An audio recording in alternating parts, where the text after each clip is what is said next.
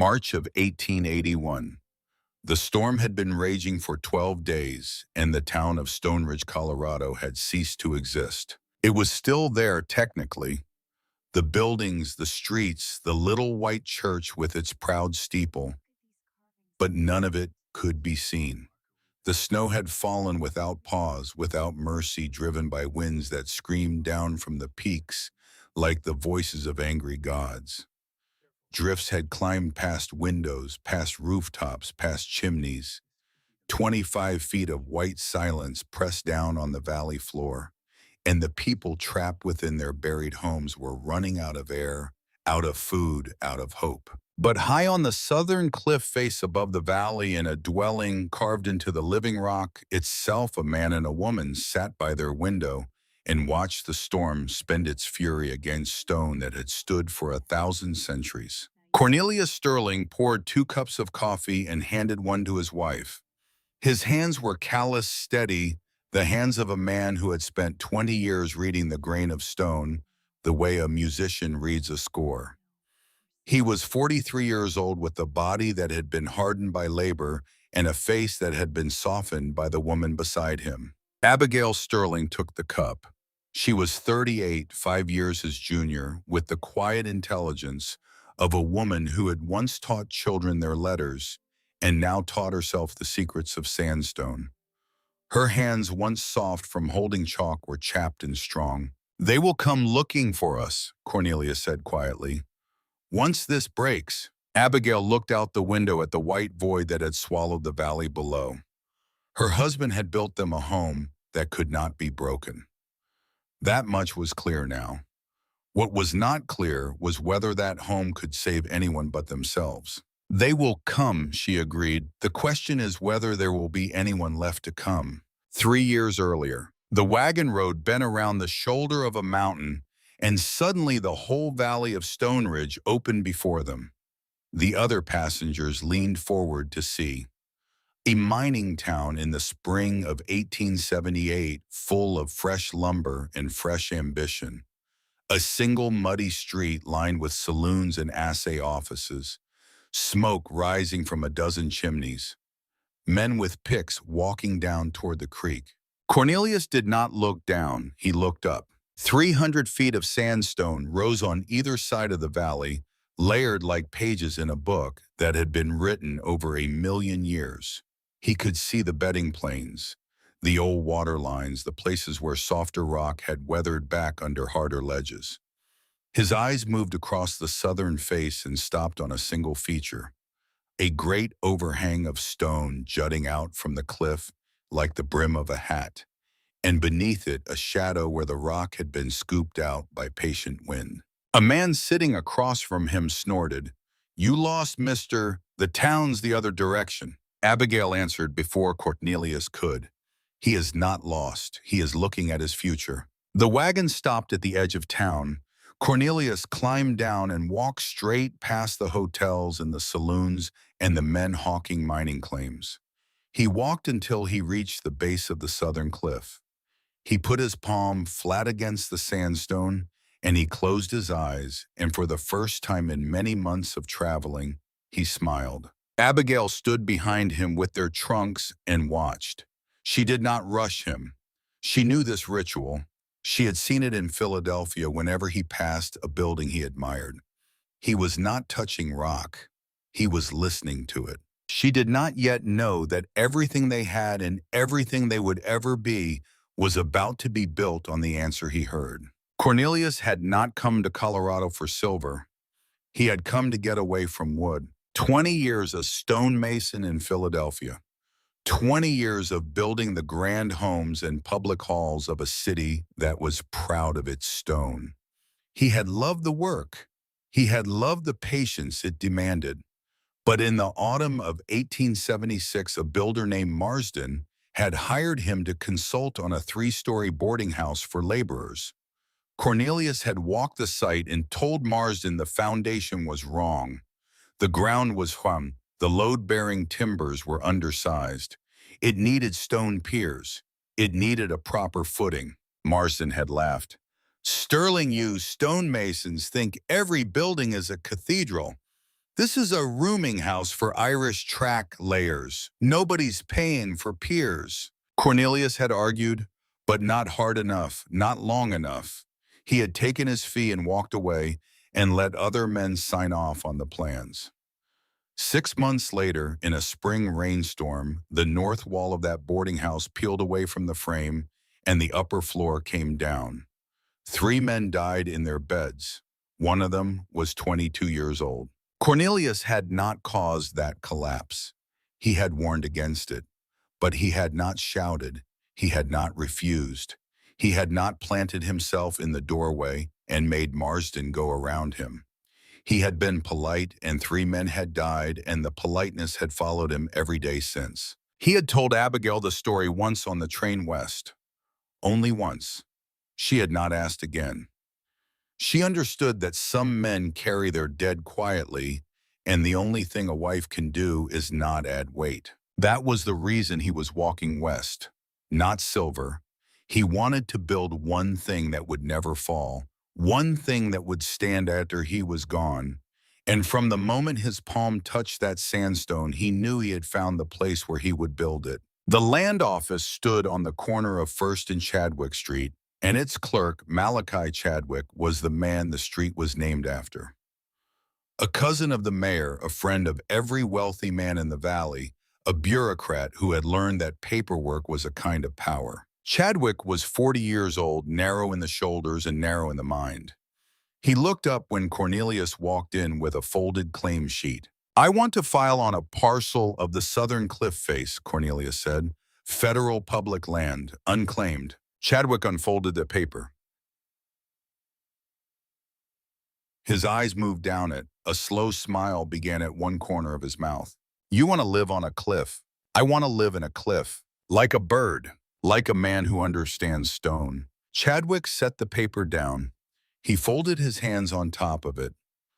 "Mr. Sterling, the cliff is not residential land. There is no precedent for this. I cannot approve a claim on a vertical face." Cornelius did not raise his voice. He did not lean forward.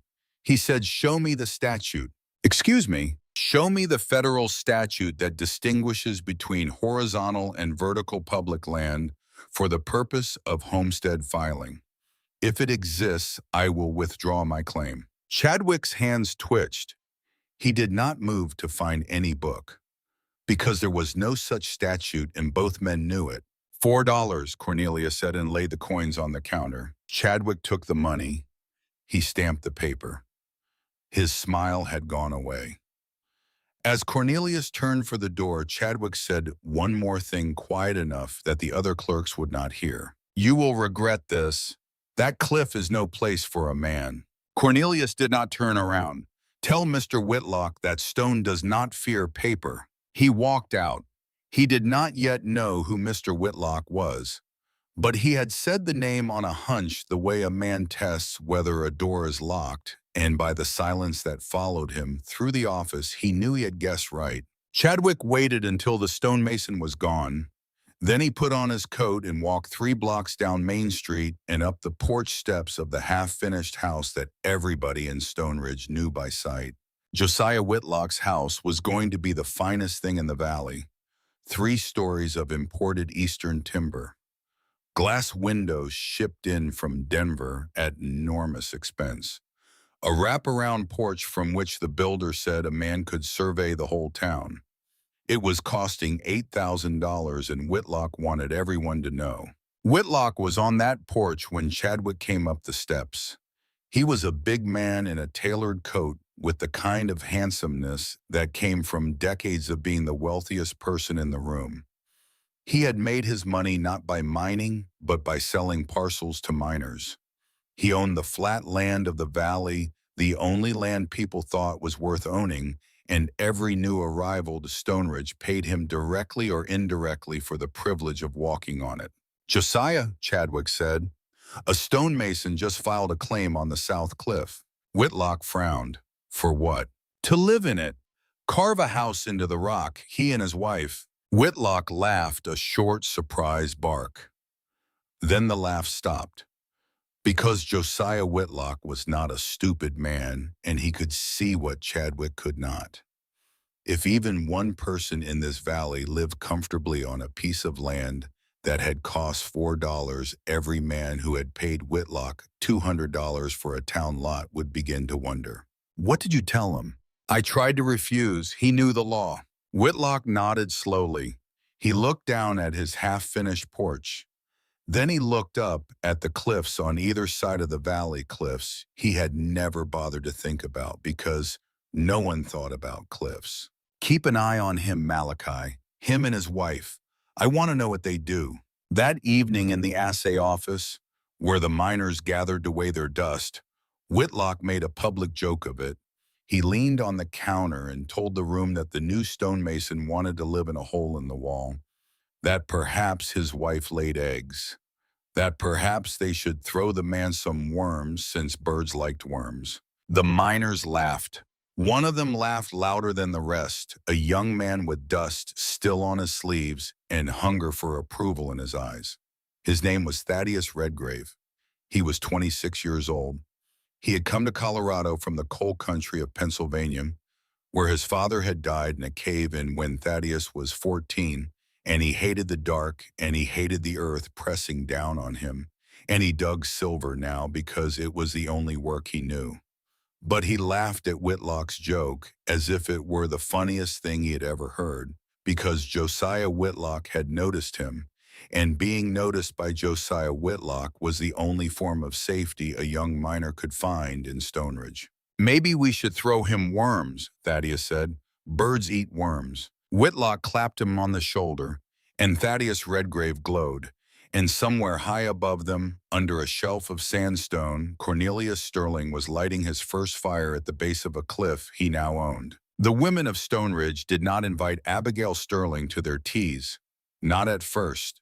For most of that summer, Abigail went into town only for supplies, and the wives of miners and shopkeepers watched her pass with the polite, pitying curiosity reserved for women whose husbands had done something foolish. But in late August, Harriet Whitlock sent a note up the cliff trail with a boy.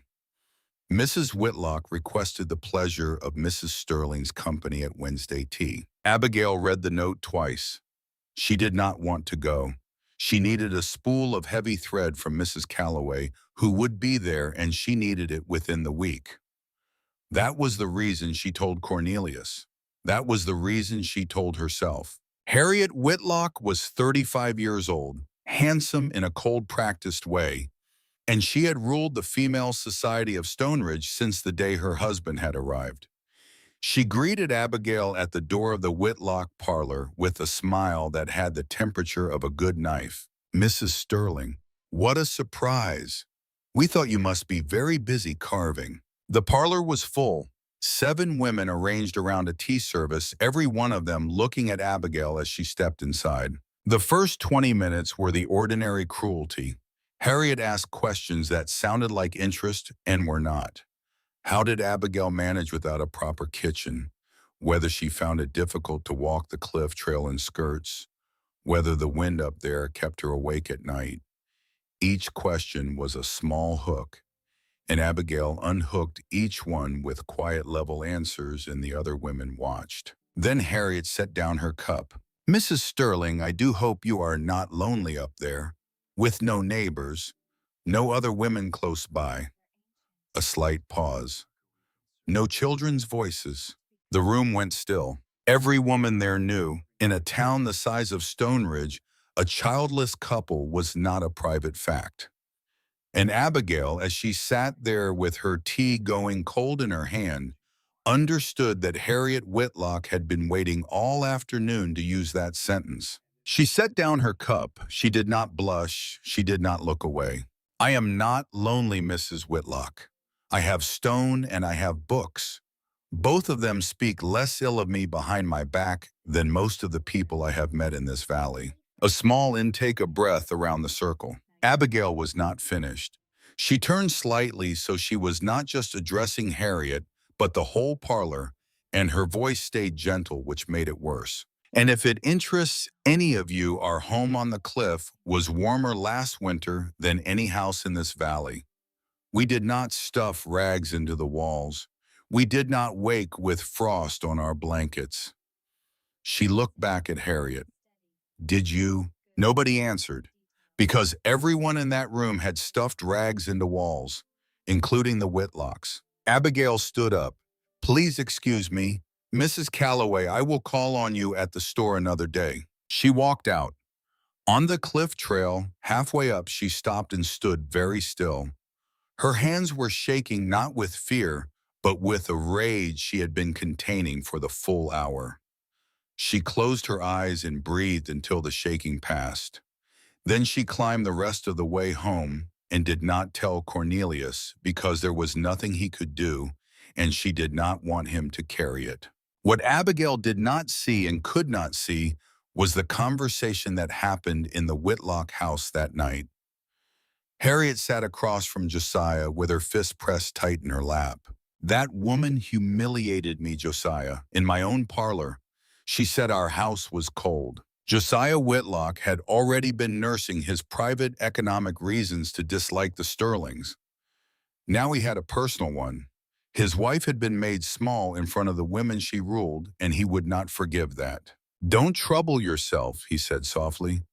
When winter comes and that cliff freezes, and your stonemason's wife has to crawl down begging for shelter, we will see who is cold.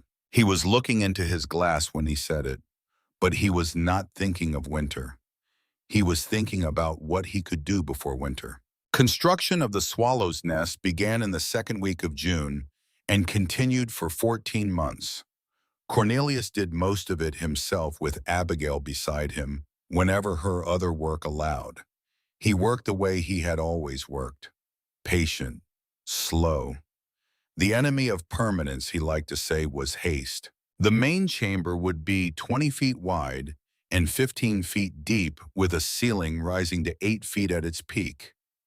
A smaller chamber to the side would be their bedroom. A third, connected by a short passage, would hold their horse copper and serve as storage. The overhang above the entrance was deep, nearly 15 feet, so that anything falling from the sky, snow, rain, or ice, would strike the ground well clear of their door. The windows faced south. That orientation was the secret. Cornelius explained it to Abigail once one evening when they were sitting under the overhang, watching the last of the light leave the peaks. The winter sun, he said, hung low. A south-facing window caught it straight on, flooding the stone floor with light for hours. The floor drank that heat all day. Through the night, long after the fire had burned down, the stone gave the heat back. A rock floor warmed by the sun did not cool like a wood floor. It held. And the mountain behind them, thousands of tons of sandstone, did not drop below 50 degrees even in the coldest months. They were not building a house that sat on the earth. They were building a house that was part of the earth. They would share its ancient, patient warmth. That was the only time he said it. He was not a man who repeated himself. Abigail learned to mix mortar. She learned to read the grain of the sandstone, the faint lines that said where the rock would cleave cleanly and where it would fight. Copper hauled timber for the window frames and the door glass, packed in straw iron hinges, a stove. The total cost when it was finished was $234. One afternoon in July, a shadow appeared on the cliff trail. Cornelius looked up from his chisel and saw Thaddeus Redgrave. Thaddeus was not there to work. He had come up the trail to gather a good story for the saloon. He would go back down and tell the boys what the hermit was doing in his hole in the wall, and Josiah Whitlock would buy him a drink, and Thaddeus would be somebody for an evening. That had been the plan. But the plan stopped working the moment he came under the overhang, because Cornelius Sterling was not scrabbling in a hole. He was standing in a chamber with the light coming in sideways across a stone floor, and the walls were smooth and cool to the touch, and the sound of his chisel had the steady rhythm of a man at peace. Thaddeus had not felt peace in a stone space since he was a boy. Thought I would see what you were doing, he said. Cornelius did not set down the chisel. If you came to laugh, come closer. At least know what you are laughing at. He held the chisel out. Thaddeus stared at it. Then, because he could not think of a reason to refuse, he took it. Cornelius guided him to a spot on the wall. Tap here, listen. Thaddeus tapped. A chip flew wrong, a long, ugly scar where he had wanted a clean bite. Stone has grain, Cornelius said. Strike against it, it fights. Strike with it, it opens. Thaddeus stood there, the chisel still in his hand, and something happened inside him that he did not have a word for. He handed the tool back. He did not say anything. He walked down the trail. That night at the saloon, the other miners asked him what he had seen up there. Thaddeus Redgrave shrugged and took a long pull of his beer. A hole in the ground, nothing to tell. He was lying, and the audience did not know, but Thaddeus knew, and he did not sleep well. The trouble came a week later. Cornelius was carving the lintel over what would be the front door when he heard hooves on the trail. A single horse. He stepped out and saw Malachi Chadwick climbing toward him, an envelope in one hand. Chadwick did not dismount. He held out the envelope. Your claim on this parcel is under review. Public safety concern. The cliff face shows signs of instability. Residents under the overhang may be subject to collapse risk. Cornelius took the envelope. He read the paper inside. His face did not change. 3 things, Mr. Chadwick. First, this claim was granted under federal authority. A county officer cannot suspend it. Second, a public safety finding requires an engineering report. I do not see one attached. Third, he looked up at the overhang above his head. This cliff has stood for 1,000,000 years. If it were going to fall, the town below us would have been buried long before any of us got here. Chadwick's horse shifted under him. Chadwick did not meet Cornelius's eyes. You can argue this at the county hearing. There will be no hearing. There is no basis for one. Mr. Whitlock takes a great interest in the safety of this town. Cornelius folded the paper back into the envelope and handed it up. Tell Mr. Whitlock that a cliff does not answer to a signature. Chadwick rode down the trail.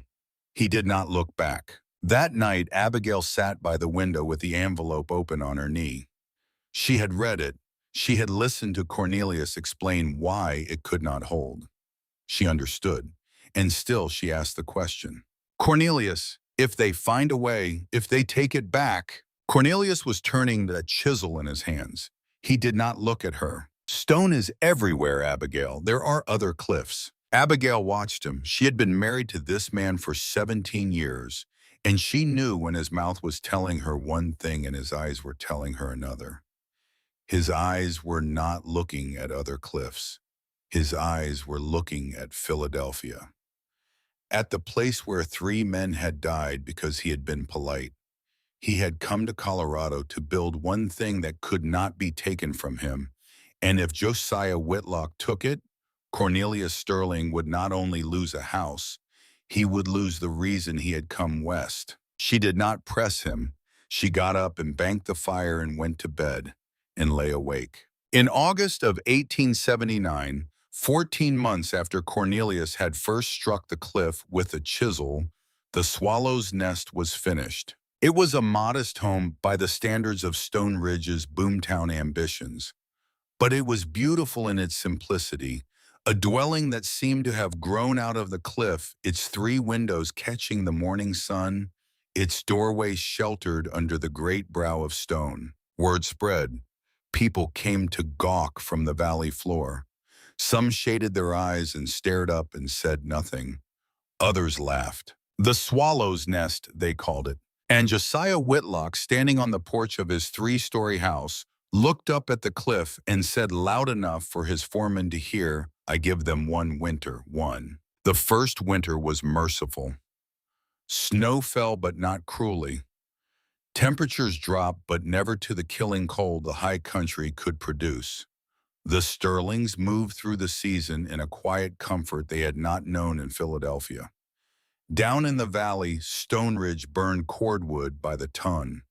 Families stuffed rags into the gaps in their plank walls. Men woke with frost on their mustaches. Josiah Whitlock's grand house, for all its expense, proved drafty and hard to warm. But a mild winter proved nothing. The old-timers had been saying so all summer. It was the hard winters that tested a home's worth. In the thaw of that first March, Cornelius was walking down the cliff trail on an errand into town when he met old Ephraim Wexford coming up. Ephraim was 70 years old, a trapper once in the days when there were still beaver in the high creeks.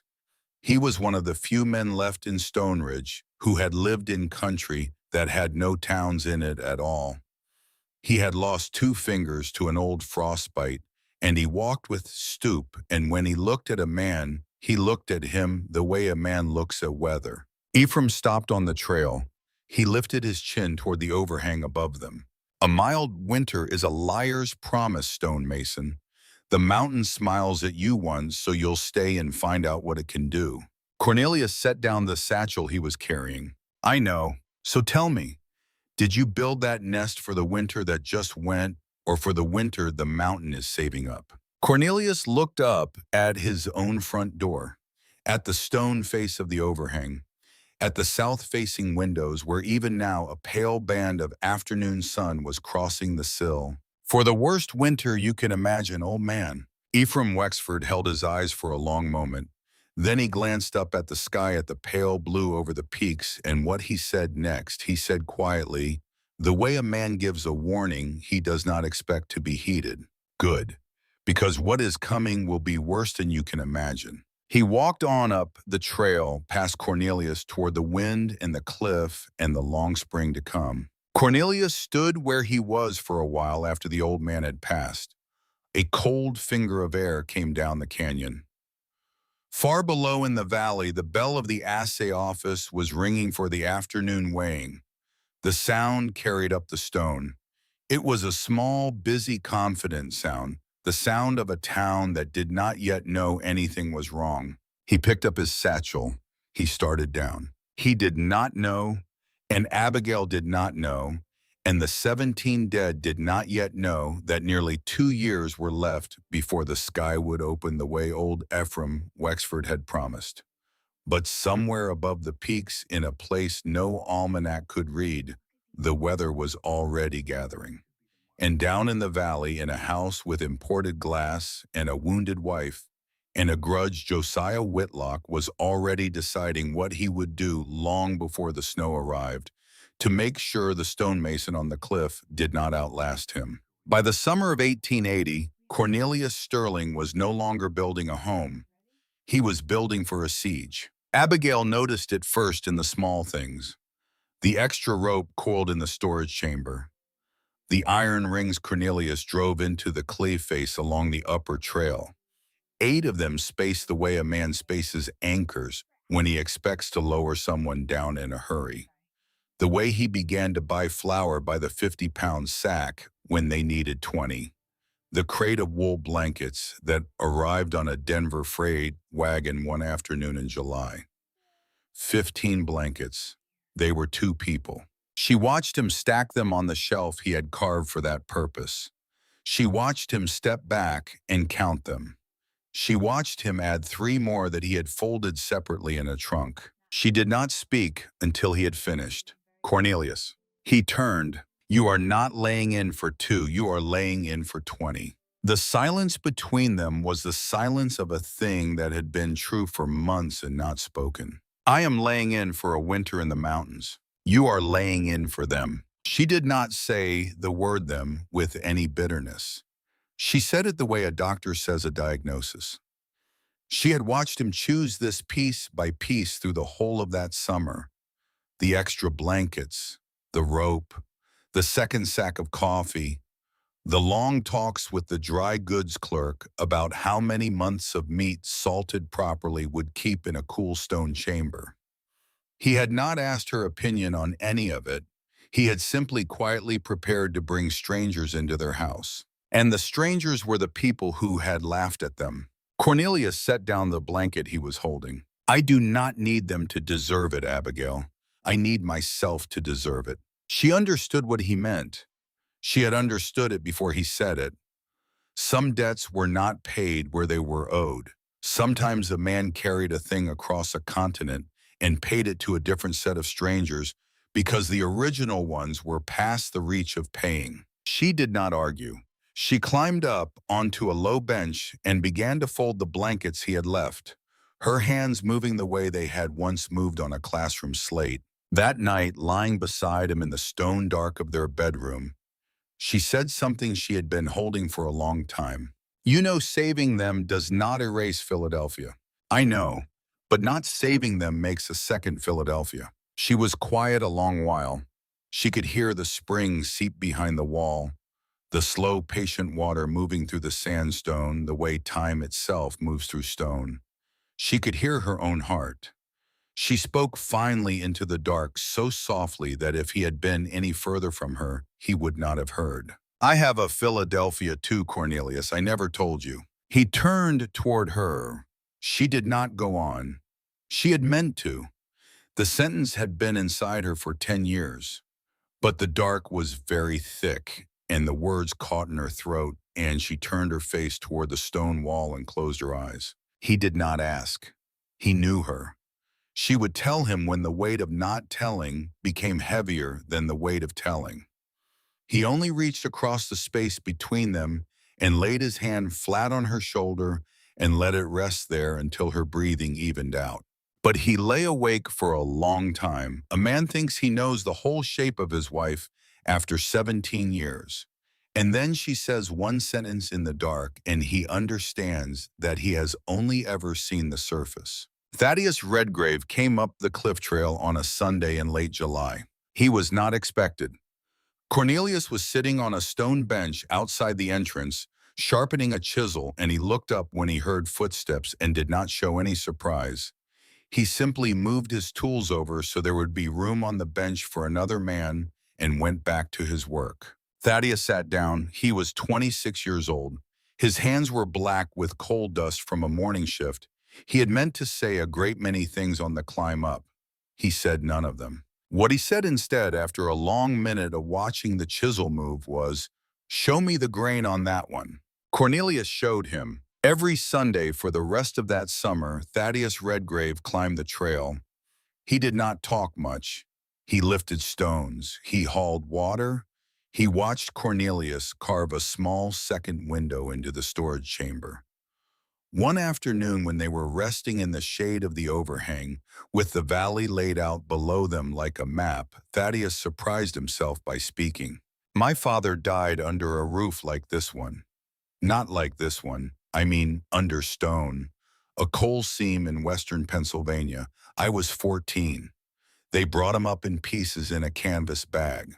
Cornelius did not say anything for a while. "Stone did not kill your father, Thaddeus. Felt like it did. Men who did not understand the stone killed your father. They did not follow the grain.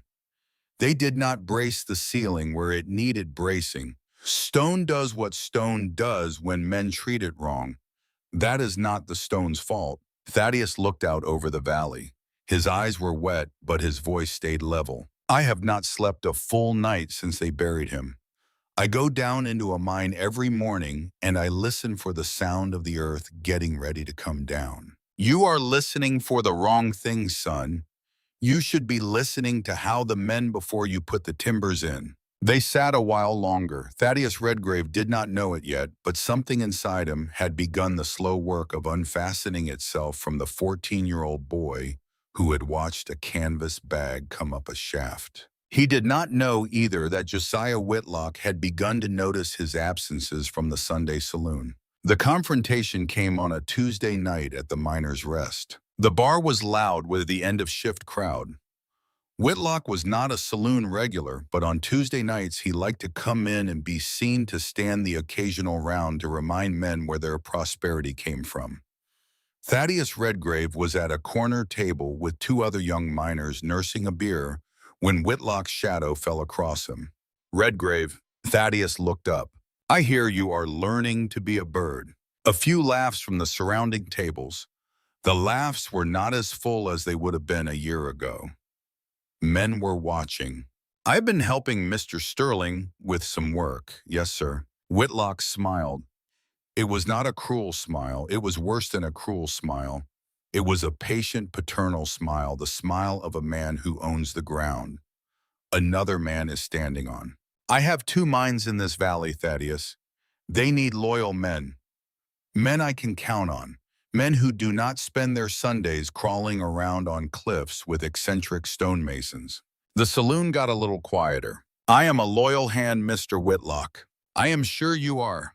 I am only telling you that the men who get promoted at my mines are the men who are seen in the right places on Sundays at church, at the company picnic, not on a cliff. He clapped Thaddeus once on the shoulder. It was a heavy, friendly clap, and it was a weight that sat on Thaddeus Redgrave for a long time after Whitlock had moved on to another table. Thaddeus did not finish his beer. He walked out into the street. He looked up at the southern cliff. He could see very faintly the glow of a single lamp in a window 1,500 feet above him. He stood there for a long time. The next Sunday, he did not climb the trail. The Sunday after that, he did not climb it either. He saw Abigail in town at the end of the month. She was buying thread at Callaway's. He made a point of walking past her without meeting her eyes. She stopped him anyway, gently outside the store. The stone does not mind Mr. Redgrave. It is not angry. Thaddeus lowered his head. He did not answer. He walked off down the wooden sidewalk, his shoulders pulled in, and Abigail watched him go and said nothing more. She did not report the conversation to Cornelius. But that night, when he came in from splitting kindling, she told him she thought Josiah Whitlock had been putting pressure on people, and Cornelius nodded once as if a question had been answered and said nothing. In the first weeks of September, the signs began. Elk came down off the high country 3 weeks earlier than they ever had before. The squirrels gathered acorns with a frantic energy no one could remember seeing. Old Ephraim Wexford, sitting on the porch of the general store one afternoon, watched a line of geese going south in a formation so long the tail of it had not cleared the peaks before the head had passed over the valley. He shook his head and said to no one in particular, "They know." He walked up the cliff trail a few days later. Not to warn Cornelius. Cornelius already knew. He climbed to tell the stonemason that an old Ute, one of the last who still passed through the valley from the south, had come through the trading post the week before and had said only one thing when asked about the coming winter. This one separates the living from the dead. Cornelius stood for a long time with that sentence in his ears. Then he went into town. The town council of Stoneridge was not a formal body. It was a circle of chairs in the back room of the largest saloon, and the men who sat in it were whoever had enough money or enough loud opinions to be tolerated. Josiah Whitlock did not hold any office on the council. He did not need to. He owned the chair he sat in. Cornelius asked to speak. He stood at the head of the circle, hat in his hands, and he told them what old Ephraim had told him. He told them about the elk, the squirrels, the birds.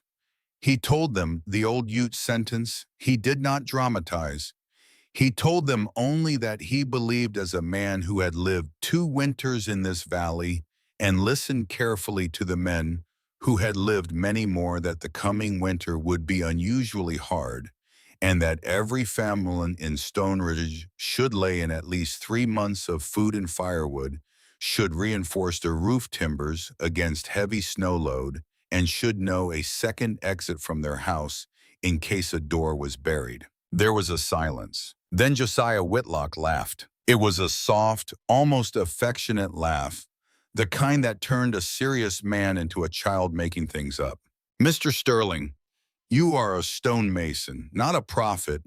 You want us to panic because of some squirrels." A few men in the circle chuckled. Whitlock did not need to do more. He had set the tone. He leaned forward then, and his voice dropped, and what he said next was aimed at Cornelius, the way a knife is aimed at a seam. "Or is this your way of drumming up business, scare the good people of Stoneridge until they pay you to carve them a hole in the wall too?" A louder laugh now. Cornelius let it pass. He looked straight at Whitlock. "I am not selling anything, Mr. Whitlock. I am telling you that wood breaks. Stone does not." The room went briefly still. Then Whitlock, in a lighter voice, moved the meeting to the question of the new assay, tariff, and the moment passed, and no man in that circle laid in an extra pound of flour or reinforced a single rafter because of anything Cornelius Sterling had said. Cornelius picked up his hat and walked out. He did not see the man who rose quietly and followed him. Dr. Silas Carrington caught up with him on the wooden sidewalk outside the saloon. The doctor was 55 years old, slight of build, with the stooped shoulders of a man who had spent decades leaning over sick beds. He laid a hand on Cornelius's arm. "Mr. Sterling, a moment." Cornelius stopped. Dr. Carrington glanced back at the saloon door, then quieter. "I believe you." Cornelius looked at him. "Then why did you not say so in there?" Carrington's mouth tightened. He looked for a moment like a man who hated himself. "Because Josiah Whitlock owns the building that houses my practice. If I cross him in public, I lose my lease. And this town has one doctor, Mr. Sterling. I have told myself that is a reason. It may not be a good one." Cornelius regarded him. "Do what you can, doctor. Buy the medicine. Stock the bandages. That is enough." Carrington nodded. He turned to go. Then he turned back. "Mr. Sterling, I am going to place an order with Denver tomorrow. Quinine, laudanum, splints, and gauze, a great deal of it. It will take every dollar I have saved. My wife will ask me why." He paused. "I will tell her it is in case I turn out to be right when I would rather have been wrong." He walked back into the saloon. Cornelius stood there on the sidewalk a moment longer. Somewhere above him, from the direction of the cliff, a hawk cried. The sound carried in the cold autumn air. He went home to tell Abigail that the town had laughed at him and that one man had not. Winter came in early December and was at first unremarkable. Snow fell in the ordinary way. The creek froze. Miners cursed the cold and kept working. Josiah Whitlock, on more than one occasion, made a public show of standing in the middle of Main Street, holding out his gloved hands to the falling flakes and saying loud enough for the crowd to hear, "A terrible winter, yes, just terrible." The town laughed. The laughter carried up the cliff. Abigail heard it one afternoon when she was coming back from town with a bag of salt over her shoulder. She was on the trail 100 feet up, and the wind was at her back, and somewhere below her in the street, a knot of men was laughing at the latest thing Whitlock had said. She stopped on the trail and listened, then she went on up. That night, after Cornelius had banked the fire, and they were sitting at the small table with a single lamp between them, she finally said the thing she had been carrying through the short days. "Cornelius, we have lived up here almost 3 years." He looked up. "I have no friends in this valley. The two women who speak to me do it because they need something. The only other faces I see are yours and Copper's." She paused. "Stone is a fine thing, husband, but stone does not replace people." Cornelius set down the cup he had been holding. "Do you want to go down?" "I do not want to go down. I want to belong somewhere, not to the rock, to people." The lamp wick guttered. He reached out and adjusted it. "What have I given you, Abigail?" 3 years on a cliff with a man who is married to his own guilt. "You have given me the truth. That is a great deal. I am only saying I want a little warmth that does not come out of the floor." He did not answer at once. He was looking at her the way he had looked at her in the dark a few months earlier, when she had said the words Philadelphia and stopped. He still had not asked her what she had meant. She still had not told him. She reached across the table and took his hand. "I have thought of something. 2 things, really. The Langford family. They live behind the livery. The little girl, Beatrice. She is 7. She cannot read. Her mother works 12-hour shifts at the laundry and cannot teach her. And the Thornton children. Ezra and Lavinia, 9 and 6, same story. No one has time for their letters. You want to teach them. I want to go into town 2 afternoons a week, on the porch of Calloway's store if she will let me. I will teach them to read. You will not charge for it." "I will not charge for it." He looked at her a long moment. You will be cold on that porch. I will be warm in a way a stove does not warm." He nodded once. He turned her hand over in his, the calloused palm up, and he looked at it as if he were reading something there that no one else could see. "Then that is what you will do." What Cornelius did not say, and Abigail did not yet know, was that her decision to teach those children would do something neither of them could have planned for. Because when the storm came and the town went under the snow, Abigail Sterling would know by name exactly which roofs above the drifts had living children under them. Beatrice Merritt in the back room behind the livery, Ezra and Lavinia Thornton on the west side of 4th Street. She was not building a habit. She was building without knowing it a map. The second day of March, 1881, dawned gray and low. By noon, the sky had come down to the ridgeline.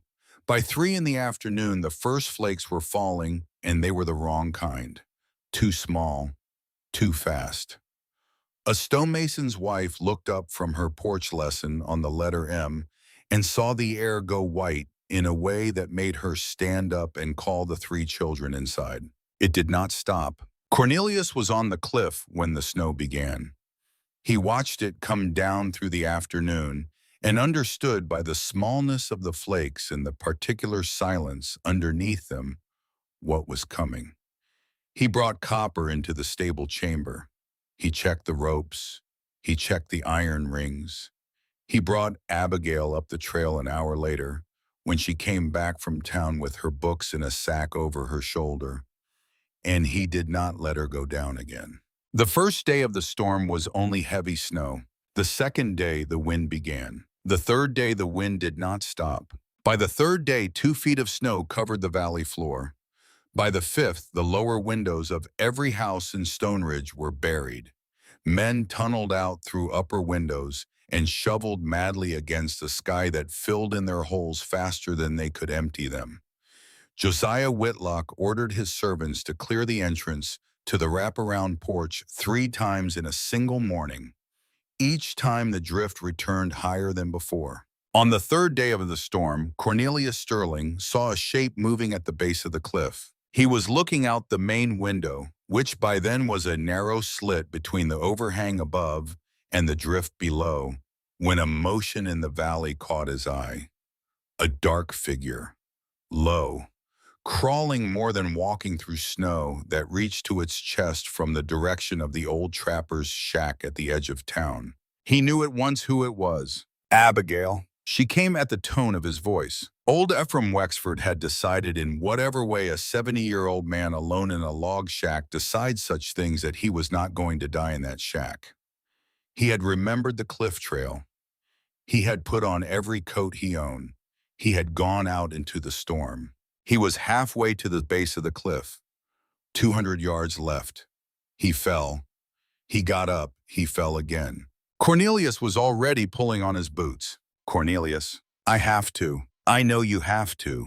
Use the south anchor. The wind is wrong for the north one." He nodded. He was out the door before his coat was fully buttoned. He went down the south anchor with the rope bitten into his palms through the leather.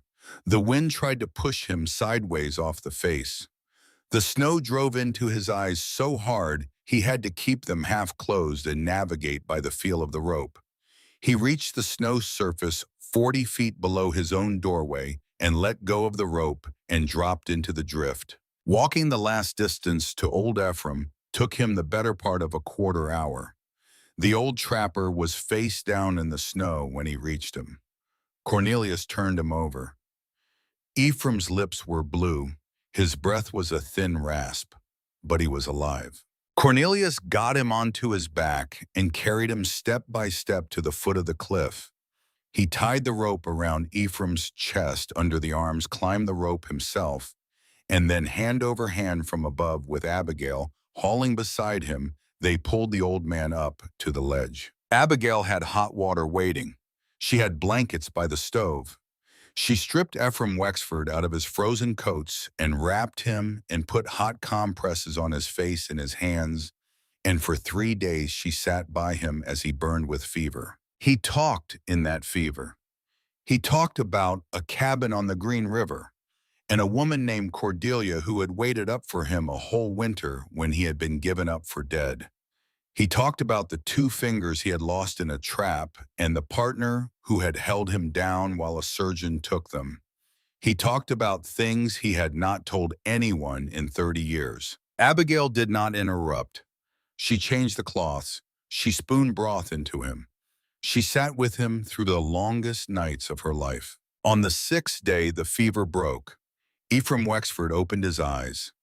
He looked at the stone ceiling above his head and then at the woman sitting beside him with dark circles under her eyes. "You look like my Cordelia," he said. His voice was a ruin. "She used to sit up with me, too. She died in the winter of '52. I have not spoken her name out loud in near 30 years. Abigail took his hand. "You spoke it a great deal these last 3 nights, Mr. Wexford." He closed his eyes. A single tear ran out of the corner and into his white hair. Then he whispered, "Good. She deserved to be spoken." Abigail sat with him until he slept. Then she went into the main chamber where Cornelius was counting coils of rope, and she leaned her forehead against the stone wall and let out a breath she had been holding for 3 days. "He will live." Cornelius looked up. "Good." "Cornelius? He was the first. He will not be the last." He nodded. He had known that from the day he had ordered 15 blankets. On the 7th day of the storm, Abigail stood at the main window and looked out at the valley that had ceased to be a valley. She could see faintly 3 chimney tops. Nothing else of the town was visible. The wind was still a long, continuous scream that had not stopped for 160 hours. "Cornelius, there are children down there." He was at the table eating a piece of bread and studying a rough sketch he had made of the town on a piece of pine board. I know which ones. Beatrice Merritt, 7. Ezra and Lavinia Thornton, 9 and 6. The little Halstead boy behind the assay office, he is only 4. I was going to start with him in the spring." Her voice was very level. "They are under there." Cornelius did not look up from the board. "Abigail, you know what I am preparing for." "I know what you are preparing for. I am telling you to not wait until the storm ends. Dr. Carrington's chimney is also going." Now he looked up. She pointed. One of the 3 chimneys she could see, the nearest to the base of the cliff, had a thread of smoke that was thinner than it had been an hour before. As they watched, it thinned further. It was not a chimney that was being fed less fuel. It was a chimney that was being closed from the outside. Cornelius stood up. He put on the coat he had not yet taken off from old Ephraim's rescue. He looked at his wife. "When I go down, it will be for more than the doctor. I know. Do not let Philadelphia make me do this wrong. Stop me if I try to go before I have slept." "I will." He was already moving for the door. The storm still had 5 days to run. Old Ephraim Wexford was asleep in the back chamber. 15 blankets were folded on a shelf. 8 iron rings waited along the cliff face. And somewhere under the drifting white below, a 7-year-old girl named Beatrice Merritt was still for the moment alive. Cornelius Sterling picked up a coil of rope, and he stepped out into the howling wall of snow, and the storm swallowed him. Part 3. Abigail stood at the window and watched him go. She watched the rope go taut on the south anchor. She watched his dark shape drop below the line of the overhang and disappear. Then for the next 2 hours she watched nothing. Nothing at all.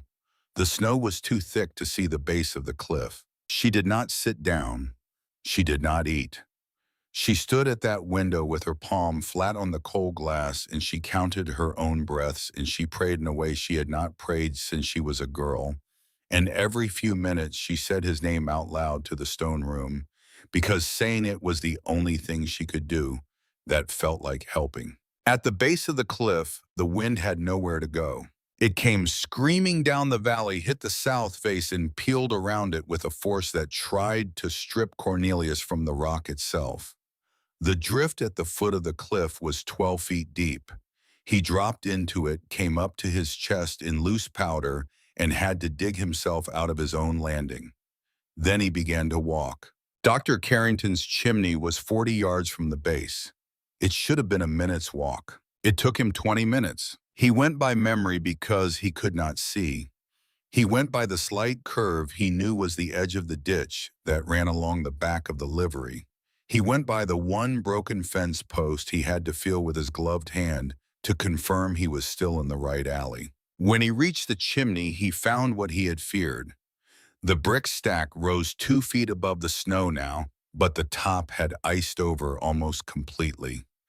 Ice of the kind that forms when steam from a fire rises into a wind-blown crust and freezes faster than it can clear. The chimney was choking itself.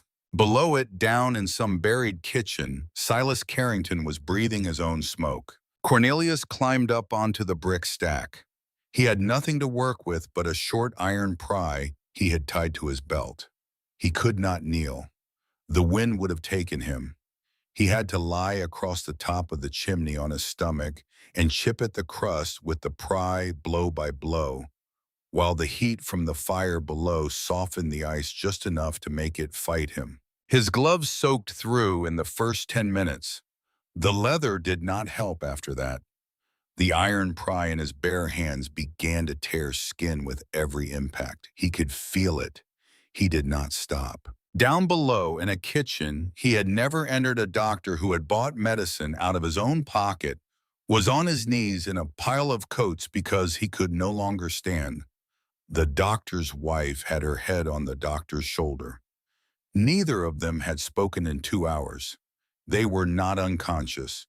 They were simply past the effort of words. And then a clump of ice the size of a man's fist fell down the flue and landed in the coal grate with a dull thump, and a thin cold draft moved through the kitchen, and Silas Carrington lifted his head off the floor and drew in a breath that was not smoke. Up on the roof, Cornelius Sterling could not feel his hands at all. He could see them. They were red. The red was not all of it his own blood, but some of it was. He put the pry back on his belt by touch because his fingers would not close, and he began the walk back to the cliff. The walk took him longer than the coming out. The wind was in his face now. Twice he went to his knees. Twice he got up because the alternative was to go to his knees a third time and not get up. And Abigail was at a window above him counting breaths. He reached the rope. He could not grip it. He wrapped his forearms around it instead, crossed one wrist over the other, and began to haul. Halfway up the 40 feet, he stopped moving. Abigail above felt the weight on the rope go still. She did not think. She took the line in her own hands and she pulled, and she called his name down into the wind, and she pulled again and a third time, and the weight began to move inch by inch up the stone face. When his head came level with the lip of the trail, she got a forearm under his shoulder and dragged him the last 4 feet on her knees. She hauled him inside. She shut the door against the wind, and she put him on the stone floor in front of the stove, and she stripped the frozen gloves off his hands, and she saw what the pry had done. She did not cry. She did not panic. She put a pot of water on the stove, and she unwound a clean bandage from the chest where she kept her supplies, and she began to work. It took her until morning to get him warm. It took her another day to be sure he would keep all of his fingers. On the 8th day of the storm, Cornelius Sterling lay on his own bed with both hands bandaged to the knuckles, and he looked up at the stone ceiling of the room he had carved, and he said, "Doctor, he is breathing. You saw the smoke clear." "I saw it. An hour after you came back up. He is breathing because of you." Cornelius closed his eyes.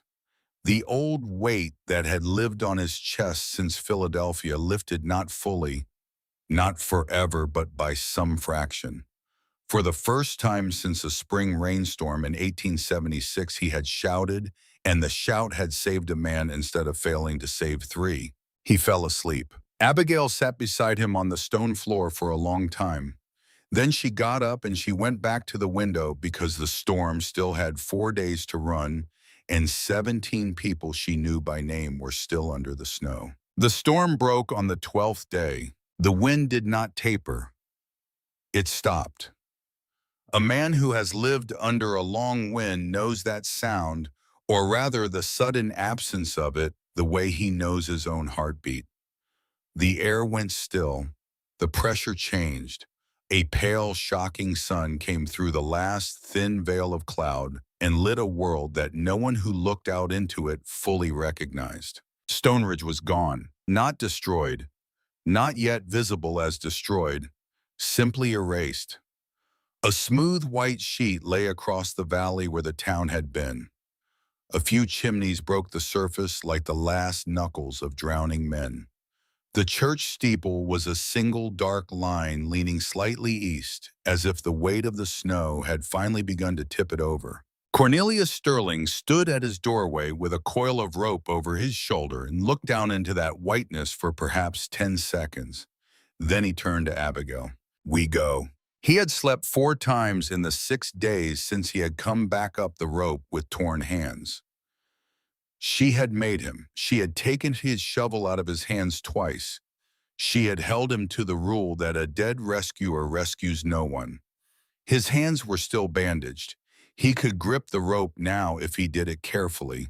He could grip a shovel if he did not grip it for too long. They went over the edge together. Abigail had been down the rope 3 times now, and her hands knew it. She did not look at the drop. She looked at her husband's eyes above her, and she put her boots against the rock, and she walked herself down the face of the cliff the way she had learned to do, a little stiffly, carefully, 40 feet down to the packed surface of the snow that had made the valley flat. The snow held them. That was the great strange fact of it. 12 days of wind had pressed the drifts into something nearly as firm as packed sand. They could walk on top of the buried town. The first chimney they went to was the Merritt chimney. Abigail led him straight there. She did not hesitate once.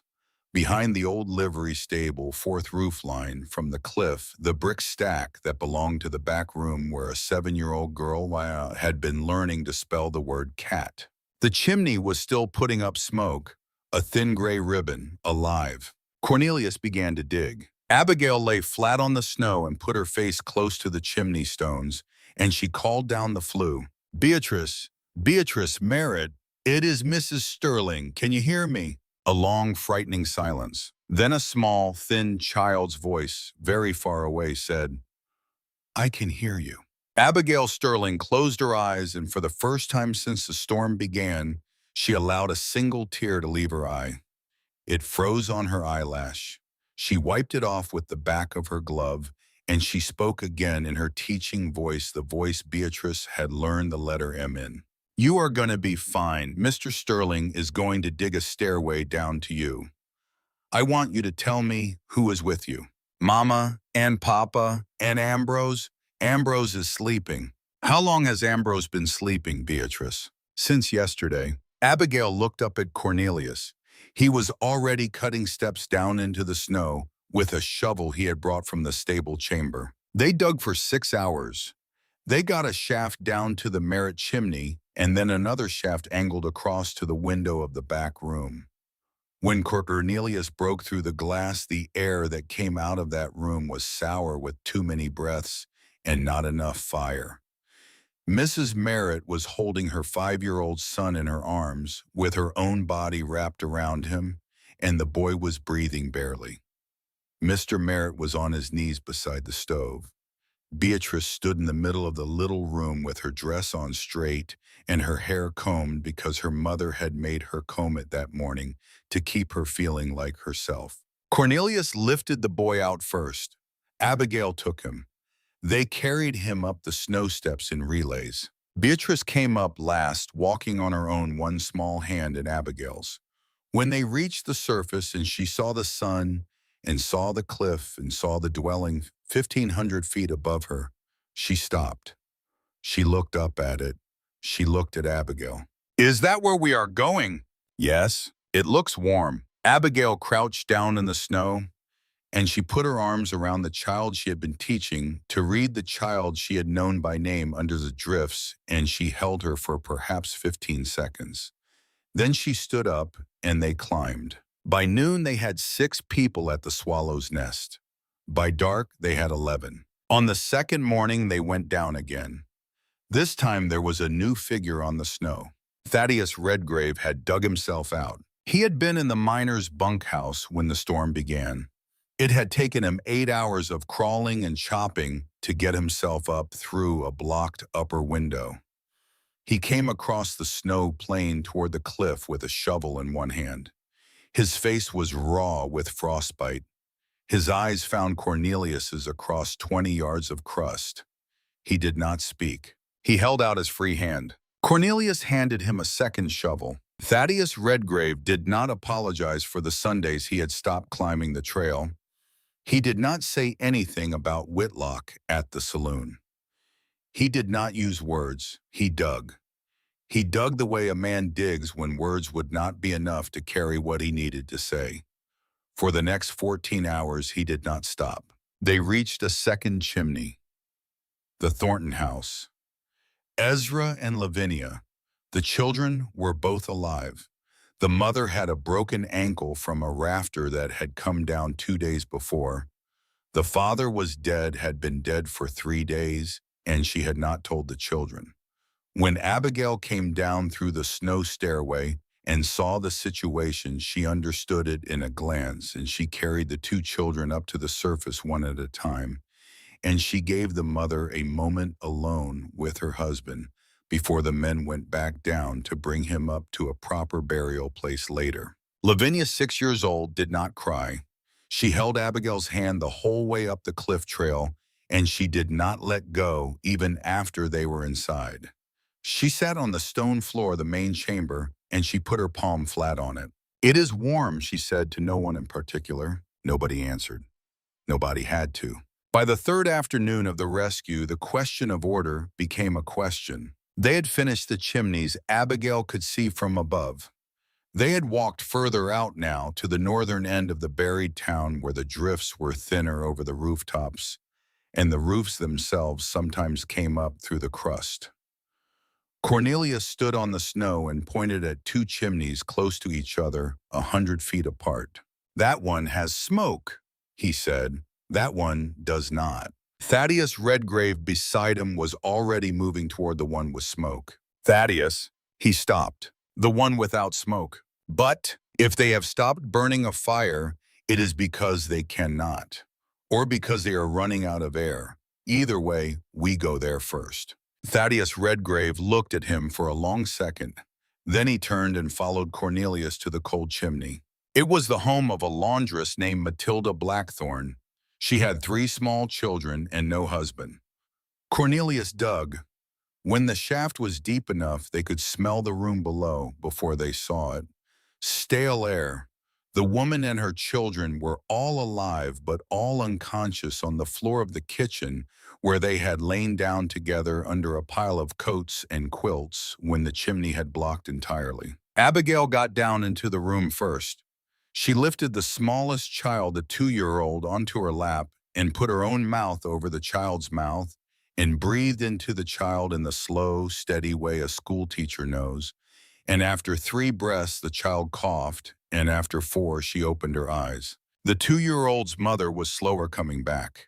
She regained consciousness as Abigail was wrapping her in a blanket. She looked at Abigail and at her children already breathing, and she said in a cracked and wondering voice, "You came to the cold one first." "Yes. The live one is closer. Why did you come here?" Abigail did not answer at once. She was tucking the blanket around the woman's shoulders. When she spoke, her voice was quiet. "Because my husband knew that smoke means someone is still trying, and no smoke can mean someone has given up, and we do not give up on the ones who have given up." The laundress began to cry. She did not stop for a long time. They brought that family up and went back. And the argument Cornelius had been dreading came just after sunset. Mr. Merritt was waiting at the top of the cliff trail when they brought Matilda Blackthorne up. He was strong again. He had eaten. He had been among the first saved. He had been watching the day's work from the mouth of the overhang. He stepped into Cornelius's path as he came over the lip of the trail. "My family is 4, hers is 3. You went to her first this morning." Cornelius stopped. He was tired past speaking. It was Abigail who answered. Mr. Merritt, you are alive. Your wife is alive. Your children are alive. Mrs. Blackthorn's chimney had no smoke. Do you understand what that means? He looked at her. Do you want to argue with us about an order of rescue, Mr. Merritt? Because you are welcome to take my husband's rope and go back down under that snow and wait for us to come to you on a schedule you prefer. He opened his mouth. He closed it. He looked at the floor of the ledge and then at his own two children playing with Lavinia Thornton by the stove inside. He stepped out of the way. He did not say thank you. But later that night, when a bowl of stew was running short and there were 3 people still to feed, he took his own bowl and poured half of it into the pot and went and sat by the stove without his supper. Abigail saw him do it. She did not say anything, but she brought him a heel of bread an hour later and put it in his hand, and their eyes met, and that was enough. On the 4th day, they found the dead, 2 houses full, 7 souls between them, a father, a mother, a grandmother, 4 children. The last of the children was a girl of about 5. She had died in her mother's arms on the kitchen floor. She was holding a small wooden doll with a painted face. Her fingers had frozen around it. Her mother had curved her own body around her to keep the cold away and had not let go even as she herself went. Abigail went down alone into that room. Cornelius started after her, and Thaddeus Redgrave put a hand on his arm. Let her. Cornelius waited at the top of the shaft. Abigail knelt down on the frozen floor beside the little girl, and she did not touch her. She looked at her for a long time. She looked at the doll.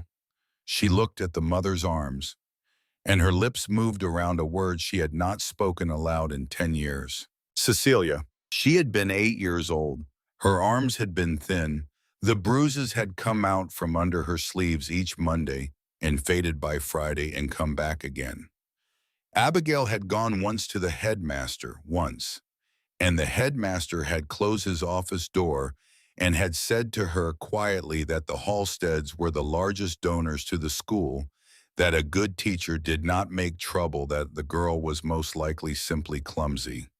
And Abigail Harrow, as she had been then, 27 years old and good at her work and new to the profession, had nodded because it was easier to nod. 3 months later, Cecilia Radcliffe had been taken to the hospital with a broken arm and 2 broken ribs and a fractured cheekbone. She had lived, but Abigail had resigned her post the next morning, and she had not taught another child until this winter on Calloway's porch. She knelt in the Bury kitchen in Stonebridge, and she said Cecilia's name one more time. Then she stood up, and she wiped her hands on her chair, and she climbed back up the shaft, and she did not speak again for 6 hours. She dug beside her husband. She did not cry. When they stopped at dusk, she sat on the stone bench outside the swallow's nest and looked out at the peaks, and Cornelius came and sat beside her, and he did not ask and she did not explain, but she leaned her head against his shoulder, and after a while, without turning, she said, "Now you know." I know. I should have shouted. You were young, and he was the kind of man you cannot shout at from below. I have tried to shout ever since. I know you have. They sat on the stone until the last light went off the high rocks and the stars came out. 47 living people were packed into the swallow's nest behind them. 17 dead lay under the snow below them. 2 lives had been paid for with their silence, and countless had been saved by their noise. On the 5th morning, they found Josiah Whitlock. His house had collapsed on the 9th day. The whole north wall had buckled inward under the weight of snow, and the windows had shattered, and the parlor had filled in, and only the kitchen had held. He had retreated with his wife and 2 children into that kitchen, and they had been alive on a small hoard of kindling and half a sack of potatoes for 9 more days. By the time Cornelius dug down to them, Whitlock's face was black with frostbite across both cheeks, and his right hand was likely going to cost him 2 fingers. His wife and the children were in worse and better places, respectively. Harriet was dehydrated and barely conscious. The children, being children, were hungrier and more frightened, but physically less damaged. Cornelius lifted Whitlock up through the shaft himself. Thaddeus Redgrave and Abigail took the others. At the foot of the cliff, Josiah Whitlock, who had owned the flat land of this valley and built the biggest house in it and laughed at a man who wanted to live in a hole in the wall, stopped in the snow and looked up at the swallow's nest. The sun had come out from behind a last high cloud and was falling straight onto the south face of the cliff, and the windows of the dwelling above glowed warm against the gray rock like lit candles in a church. Whitlock's legs went out from under him. He sat down in the snow. He did not cover his face. He did not make a sound. He looked up at that cliff, and the tears came down his black cheeks, and he shook the way a man shakes when every belief he has organized his life around has been revealed in a single afternoon as false. Cornelius went to him. He crouched in the snow. "On your feet, Mr. Whitlock. Your wife and your children are already at the top." Whitlock raised his eyes. His voice, when it came, was a small voice, a voice none of the men of the saloon would have recognized. "I called you mad. I know you did. I said you were a fool. I know." Cornelius put out his hand. Whitlock looked at it for what might have been a full 10 seconds. Then he took it. His gloved hand was stiff in Cornelius's palm. The stonemason pulled the land speculator up out of the snow, and they climbed the cliff trail together, one careful step at a time, past the south anchor and the iron rings and the place where $4 had once bought a piece of worthless stone. Inside the swallow's nest, Harriet Whitlock, who had asked Abigail Sterling at a summer tea whether she was lonely without the voices of children, now sat wrapped in one of Abigail's wool blankets, with both of her own children pressed against her sides. Her hair was loose, her lips were cracked. When Abigail came in from the cold with a kettle of broth, Harriet looked up, and for one moment neither woman spoke. Then Harriet reached out and took Abigail's hand. She did not say thank you. She did not say, I am sorry. She gripped Abigail's fingers hard enough to leave marks, and she held on, and Abigail stood there over her with a kettle in her free hand and did not pull away. 7-year-old Beatrice Merritt, who had been the first child up the cliff, came and leaned her head against Abigail's hip and stayed there. Abigail looked down at her. Then she looked at Harriet's 2 children curled into their mother's sides. She looked at Harriet, and what passed between them over the heads of the 3 children was not friendship. It was something older and larger. It was the thing a woman understands when she has carried another woman's child up a frozen trail. Abigail Sterling, who had no children of her own, stood in her stone house with a small girl's head against her side, and understood at 38 years old that she had never needed to give birth to belong to anyone. They counted the living and the dead on the 9th day after the storm had broken. 47 people had survived by sheltering under the overhang.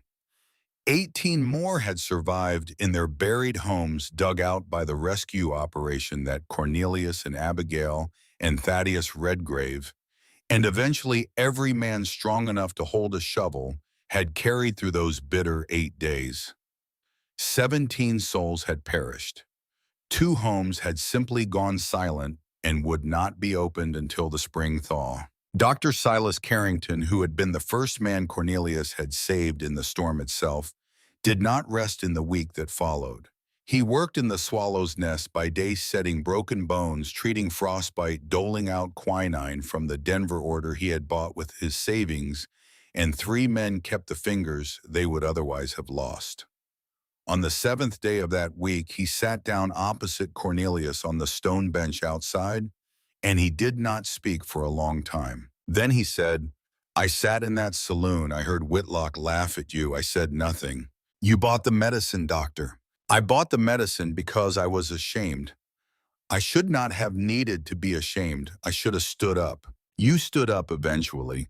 That is more than most men do. 17 people died, Sterling. They died of snow, Silas, not of your silence. Carrington looked at him. I carry something like that too, Cornelius said. I have carried it a long time. It does not get lighter. But it can be set down sometimes for an hour at a time if you are lifting something heavy with the other arm. Dr. Carrington nodded. He did not answer. He looked out over the valley that was slowly in patches beginning to show its roofs again. In April, when enough snow had gone from the valley floor to make a meeting possible, the survivors of Stone Ridge gathered in the open at the foot of the southern cliff in the shadow of the swallow's nest. There was no building left standing that was large enough to hold them all. That was part of the point. Josiah Whitlock rose first. He did not look like the man he had been 6 months before.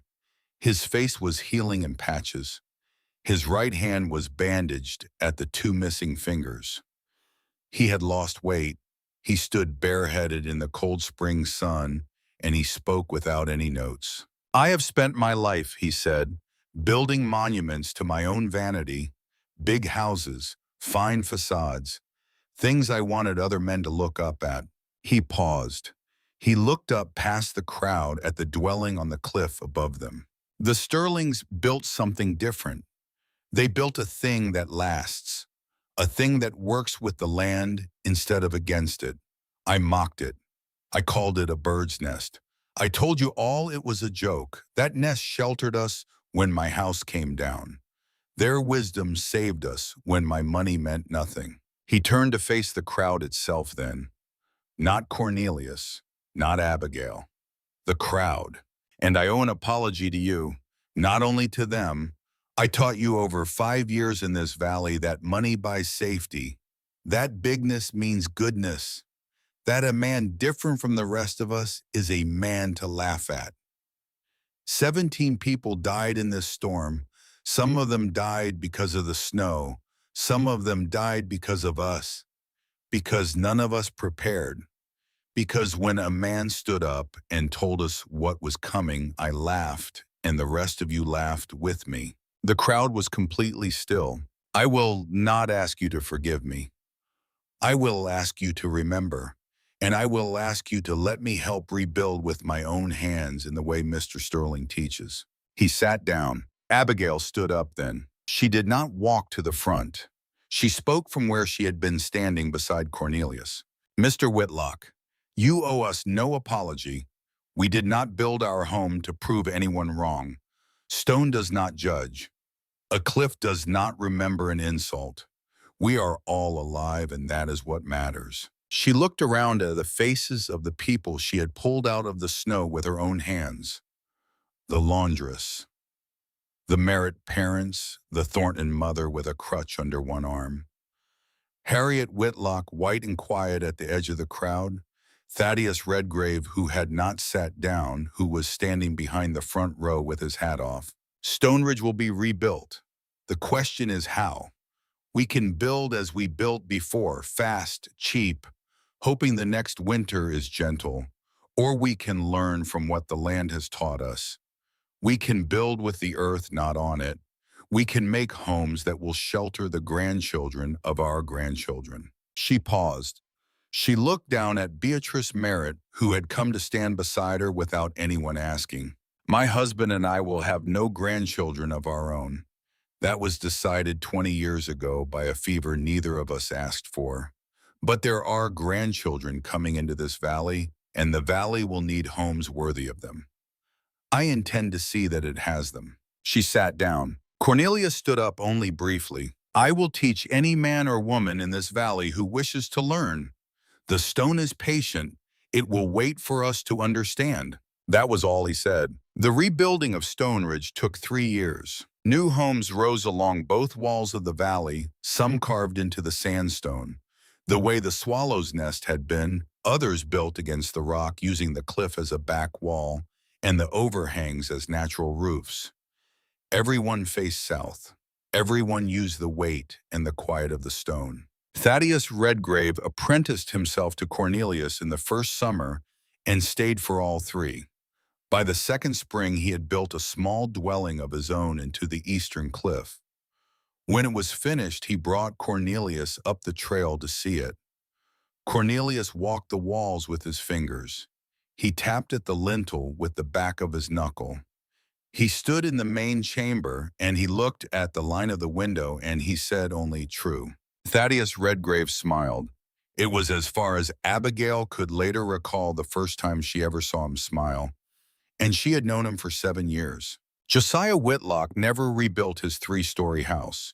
In its place, he funded a community hall cut into the eastern cliff, a shelter for the whole town if such a storm ever came again. He worked on it himself alongside the men he had once paid. He learned to mix mortar. He learned to lose 2 fingers and keep working.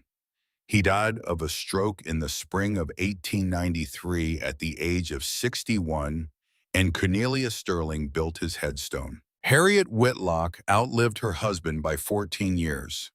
In that time, she climbed the cliff trail to the Swallow's Nest perhaps 100 times. There was no formal apology between the two women, not ever. There was only the slow accumulation of ordinary things. Harriet bringing a bound volume of poetry she thought Abigail might like. Abigail teaching Harriet to read the bedding plane of the sandstone above the North Anchor. One afternoon in the last year of Harriet's life, the older woman stopped halfway up the trail to catch her breath and said without turning around, "I should have let you teach me this a great deal earlier." Abigail, a step behind her, said, "The rock was not going anywhere, Mrs. Whitlock." They went up together and they drank their coffee on the stone bench and they watched the valley below them, and that was the visit. Dr. Silas Carrington became the first and loudest public advocate for Cornelius's way of building. He wrote a letter to the Denver paper in the fall of 1881 describing the storm, the town that had been buried, and the one dwelling that had stood. The letter was reprinted in the Kansas City papers and in 2 journals back east. The phrase "building like the Sterlings" entered the rough common speech of that high country within a decade. It came to mean building with humility, building with the land, building for grandchildren. Old Ephraim Wexford lived another 4 winters in a small stone room. Cornelius carved into the cliff for him 40 feet to the east of the Swallow's Nest with a south-facing window of its own. He died in his sleep in February of 1885 at 74 years of age. Abigail sat with him the last night. He was not delirious this time. He was simply old. His last words were a question. "Abigail." "Yes?" "Did I tell you about Cordelia?" "You did, Ephraim. You told me all about her." "Good." He closed his eyes and he did not open them again. Cornelius and Abigail Sterling lived in the Swallow's Nest for another 34 years. They had no children of their own, but between 1881 and 1915, they taught hundreds of families in 3 territories how to build homes that would endure. Abigail kept a little school in the main chamber through every winter. She used a slate board Cornelius carved into one wall. The children who learned their letters there grew up and had children and sent those children up the trail in turn. Beatrice Merritt, who was 7 when she came up that cliff in the arms of Abigail Sterling, came up that cliff a final time in 1911 with her own 7-year-old granddaughter so that the little girl could meet the woman who had once dug her great-grandmother out of the snow. Cornelius passed first in the October of 1915 from a quiet failure of the heart. Abigail followed in the January. They had been married 53 years. The Swallow's Nest still stands. It is a preserved historical site now. A narrow trail leads up to it from the state road that follows the old valley floor. The windows still face south. The stone floor is still smooth from a century of footsteps. On a cold, clear afternoon in March, if a visitor stops and stands in the main chamber and puts a bare hand against the floor, that hand will find, from some source deeper than the sun itself, a faint, persistent warmth. It is not dramatic. You have to hold your hand there a while to notice. Above the doorway, carved by hand into the lintel more than 100 years ago, are 5 words. The earth endures. Build with her. Visitors sometimes ask the guides why the stonemason wrote her instead of it. The guide's answer always that the stonemason's wife insisted. She had said the earth was not a thing to be conquered, but a partner to be respected. She had been, they tell you, the wiser of the two. And if you stand in that doorway long enough with the low sun coming in over the valley, the way it has come in every winter afternoon since the house was built, you understand something about the two people who carved that line. They did not build a monument. They did not build a shelter. They built an argument. They built it out of stone so that 100 years of wind and weather and forgetting could not wear it away. And the argument they built, the one thing Cornelius Sterling wanted to leave behind when he left Philadelphia, was very simple. It was that a quiet man who builds correctly and a quiet woman who stands beside him can shelter more lives than all the loud men in a valley put together. Stone Ridge never forgot. Neither should we.